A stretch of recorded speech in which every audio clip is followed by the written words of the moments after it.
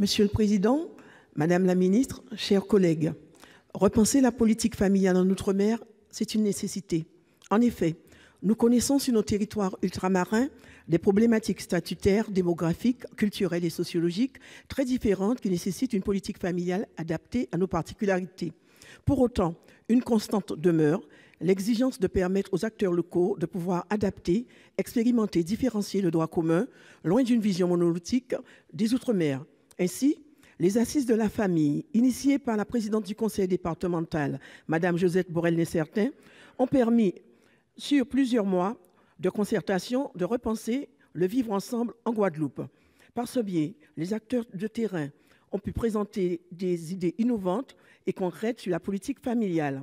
Ils proposent une nouvelle gouvernance de l'action sociale territoriale permettant d'ailleurs de moderniser l'accompagnement de la parentalité en Outre-mer.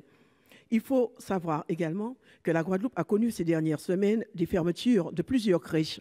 L'idée pour la prise en charge de la petite enfance est donc de permettre que tous les enfants puissent, si les parents le souhaitent, bénéficier de droits de garde.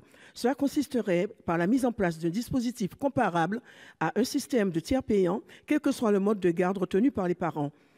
Dans un territoire fortement impacté par les violences intrafamiliales, faciliter l'accueil et la prise en charge des enfants, des tout-petits d'ailleurs, au sein de structures privées ou publiques favoriserait leur socialisation, leur épanouissement, ce qui reste fondamental, ce qui serait aussi une possibilité de mieux les éduquer contre la violence. Il s'agirait aussi de mettre en place un partenariat avec la CNAF, la Caisse nationale d'assurance d'allocation familiale, et les collectivités locales, afin de mettre en adéquation le mode de financement des structures d'accueil et de ressources des familles à l'aide d'une majoration dérogatoire de prestations de services, PSU, de services uniques.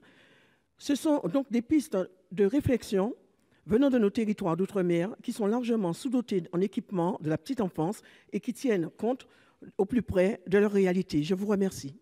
Merci. Madame la Ministre, votre réponse. Merci Monsieur le Président, Mesdames et Messieurs les sénateurs, Madame la sénatrice Victoire Jasmin, vous avez tout à fait raison de pointer la particularité de certains départements d'outre-mer et la nécessité de travailler spécifiquement. Car ces territoires ont parfois des besoins différents, ils n'ont pas le même problème de natalité. Par contre, ils ont des énormes difficultés sur le mode d'accueil, beaucoup de familles monoparentales. Et donc, c'est un vrai sujet.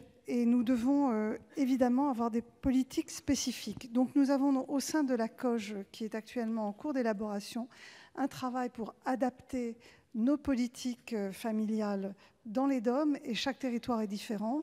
Il existe déjà, vous savez, la possibilité d'assurer des compléments financiers pour les familles. Les CAF le font, et notamment à Mayotte. Donc les CAF complètent ces aides spécifiquement, mais nous savons aussi qu'il y a des lacunes et que la COGE actuelle sera l'occasion de mieux aider ces familles en tenant compte de toutes les particularités.